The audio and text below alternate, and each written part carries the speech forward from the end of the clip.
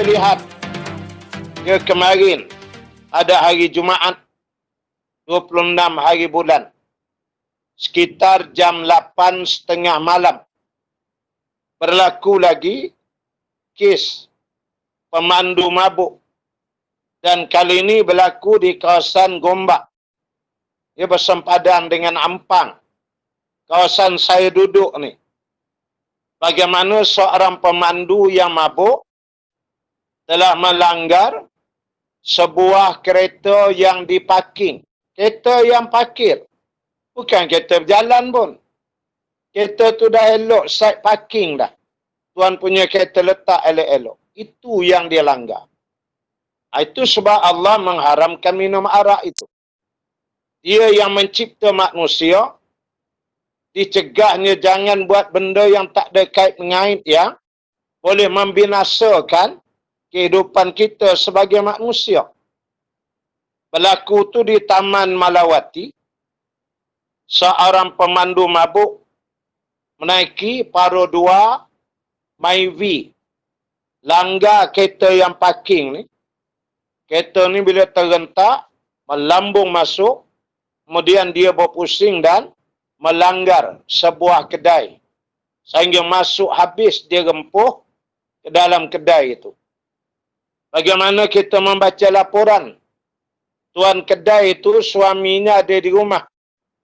Usianya 60 tahun. Cuba bayang. Isterinya masa itu ada di kedai sedang kabarnya uli tepung. Kedai dia kedai roti canai. Memang ada depan tu, tak jauh pun dari sini. Dilanggarnya. Ada seorang pakcik berusia 50 tahun. Pecah habis muka dia, berdarah. Dia tu tengah tunggu pesanan makanan daripada kedai sebelah. Tengok, tak pasal pakcik tu kena. Umur 50 dan bekas anggota polis. Dia cedera, entah kena kaca, boleh jadi meja terempas ke muka, tak tahulah. Tapi berlumuran darah. Yang langgar yang mabuk, seorang jurutera berusia 42 tahun. Engineer. Tentu kalau engineer akalnya kan hebat. Orang-orang bijak dia boleh jadi engineer, jadi jurutera ni. Tapi itulah bila langgar je apa yang Allah larang, jurutera ke apa ke tukar jadi seperti haiwan, tak ada akal. Sebab arak ni menghilangkan akal. Hilang pertimbangan. Dia tak tahu dah benda apa yang dia buat. Jadi engineer apa macam tu? Tu haiwan. Binatang yang tidak berakal ketika dia mabuk itu. Bagaimana kita melihat pada tahun 2017, rekod yang dikeluarkan oleh Polis Diraja Malaysia, ada lebih kurang 212 orang mati dilanggar, disodok oleh pemandu mabuk. Tak pasal-pasal. Ya, kerana dia mabuk, orang lain mati. Dan kita yang berada di Selangor ini, memang berada dalam situasi dan suasana yang kita rasa sentiasa bahaya. Sebab Selangor ni, kononnya kerana nak tunjuk maju agak ni. Tiap-tiap tahun, melakukan Oktoberfest. Ya, di bulan 10 dilakukan pesta arak yang mengemudi, yang lead, yang jadi juara, menunjukkan akhlak seperti haiwan ini adalah di kalangan pemimpin-pemimpin politik yang tertentu. Bangga benar dengan pesta arak dia. Umat Islam buat bantahan. Mereka tidak menghiraukan bantahan ini. Sebab itu kita merasakan bahawasanya rakyat di negeri Selangor khususnya dan di negara Malaysia secara umumnya memang setuju. Bahkan dalam agama lain pun mengharamkan arak ini. Tak ada orang Cina, orang India yang menjadi isteri suka suami dia pulang ke rumah dalam keadaan mabuk. Tanpa dia, pukul dia, tumbuk dia. Mana ada bini suka perangai lelaki macam ni? Jadi mabuk ni bukan fitrah. Fitrah manusia ni bertenang-tenang, relax dalam hidup. Kena ada sakinah. Itu bila disuruh kahwin tu mawaddatun warahmah. Ada ketenangan, ada rahmat, ada kasih sayang. Jadi bila langgar, buat benda yang tak kait ke kita, kita mabuk, jadilah apa yang berlaku.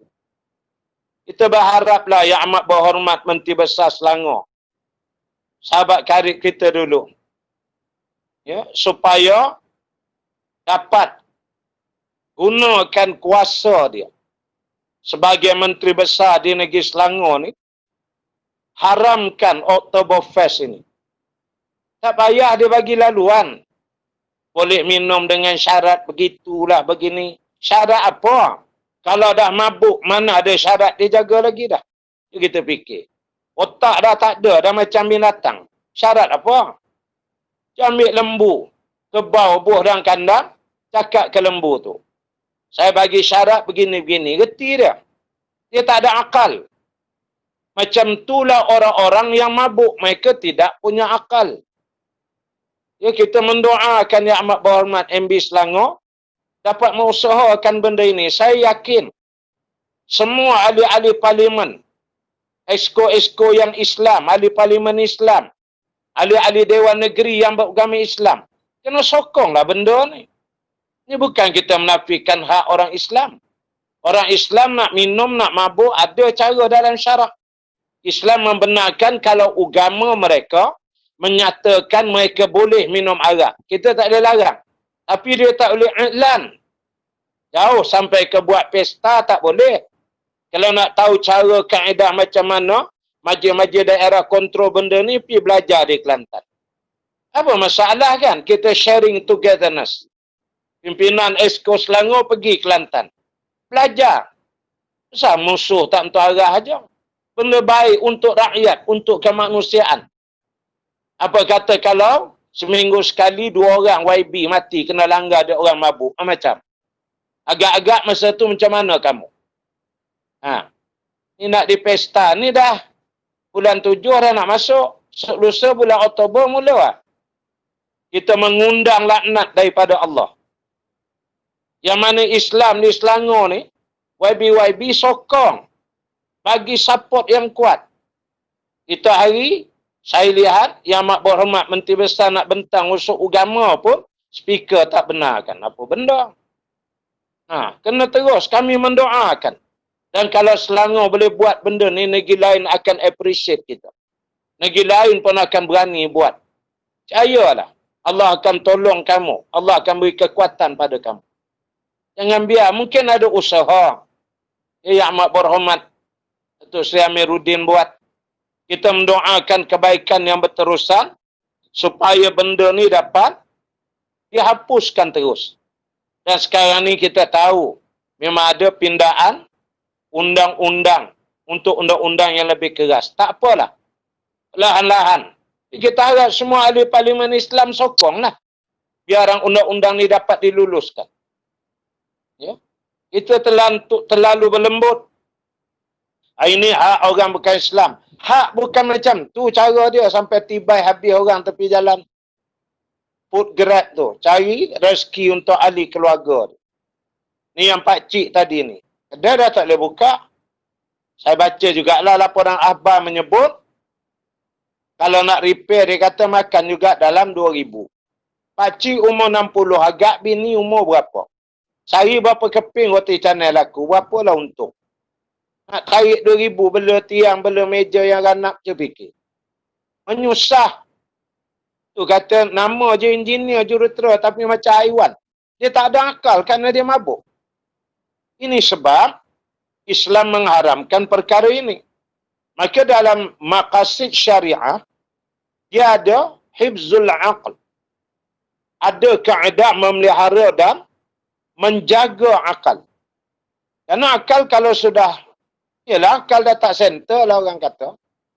Dia akan langgar sana, langgar sini.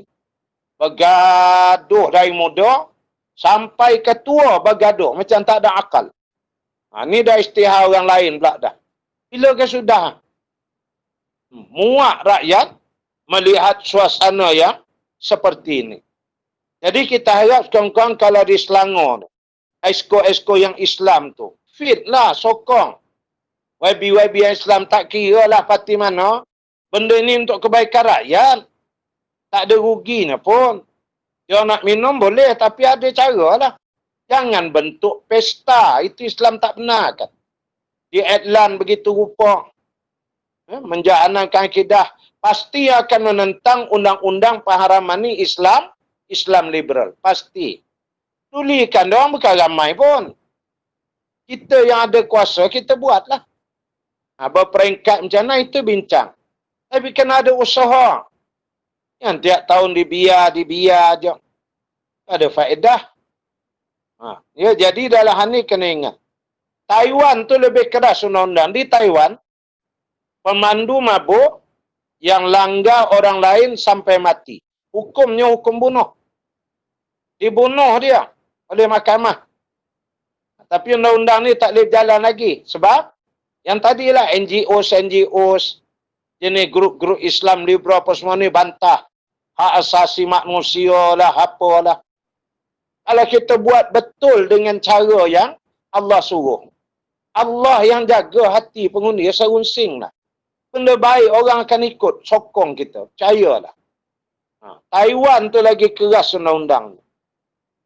Tahun lepas, diceritakan di Thailand, 13 Ogos tahun lepas.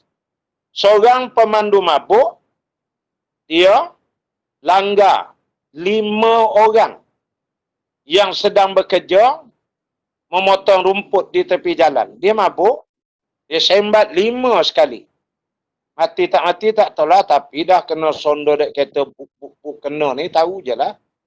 Ringkasnya bawa mahkamah, jatuh hukuman. Kemudian pihak polis Thailand menuntut mahkamah supaya charge lagi pesalah ni, bayar ganti rugi kepada keluarga. Ini Thailand. Bayar ganti rugi tiap-tiap 5 orang keluarga. 5 keluarga tu bayar.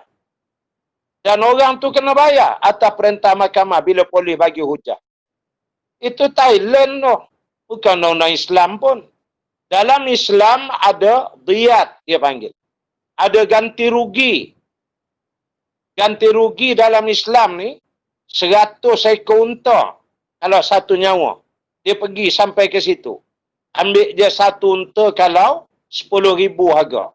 100 ekor, 1 juta. Bayar ganti rugi pada keluarga. Yang anak dia mati, ayah dia mati. Pada itulah sumber pendapatan dia orang cari duit. Tapi Malaysia tak ada undang-undang diyat.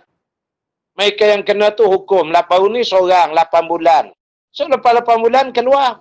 Selama dia 8 bulan, keluarga yang menanggung sengsara kerana mati anak dia, mati ayah dia, dia langgar tadi. Siapa dia nak tanggung keluarga ni? Selama-lamanya bukan 8 bulan tu aja. Sumber pendapatan tu dah tak ada.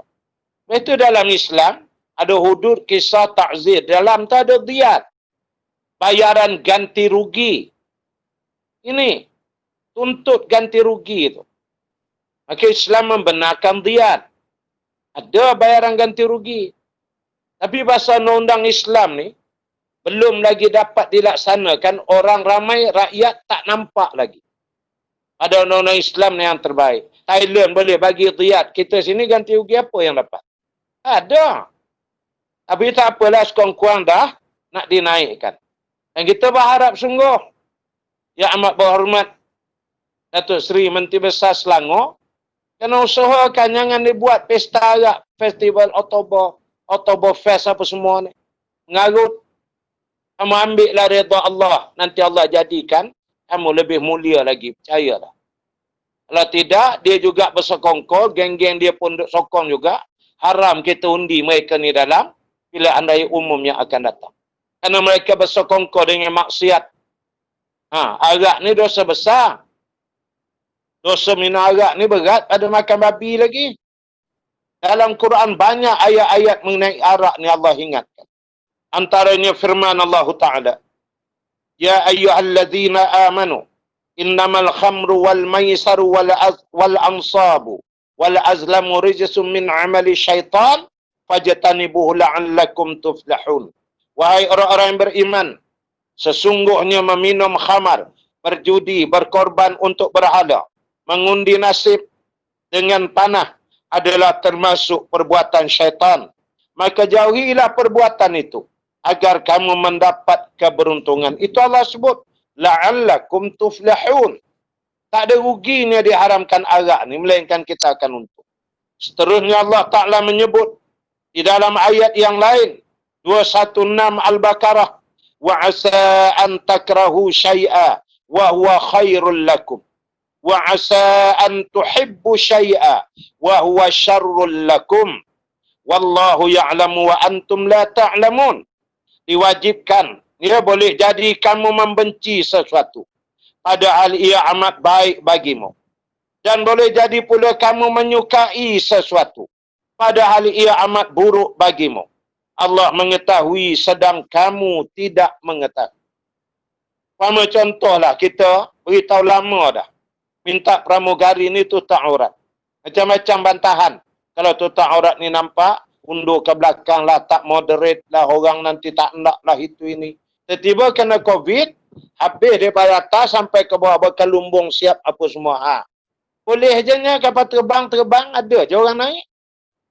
So what? Apa masalah? Yang ia kita tu degil tak nak ikut ya apa yang diperintahkan oleh Allah. Padahal Allah menyebut wallahu ya'lamu wa antum wallahu ya'lamu wa antum la ta'lamun. Aku je tahu, kamu tak tahu. Jadi ikut buat hudud kisah ta'zim undang-undang Islam ni. Cuba tengok dan kita akan dapati kebaikan, ketenangannya.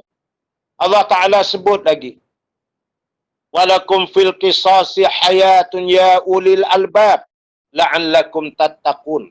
Sesungguhnya dalam kisah itu hukum terhadap termasuk orang-orang yang mabuk ni, takzir apa semua tadi. Ada kehidupan bagi kamu, wahai orang yang berakal, jika sekiranya kamu bertakwa. Allah Ta'ala menyebut fil qisasil haya. Dalam kisas, hudud, takzir apa semua, undang-undang yang kait ke bunuh, kemudian merogoh, berzina, kemudian mabuk apa semua ni, ada haya, ada kehidupan. Bukan kematian. Kalau kamu ikut perintah aku, kata Allah, kamu akan hidup dengan elok. Tapi bila langgar, jadilah.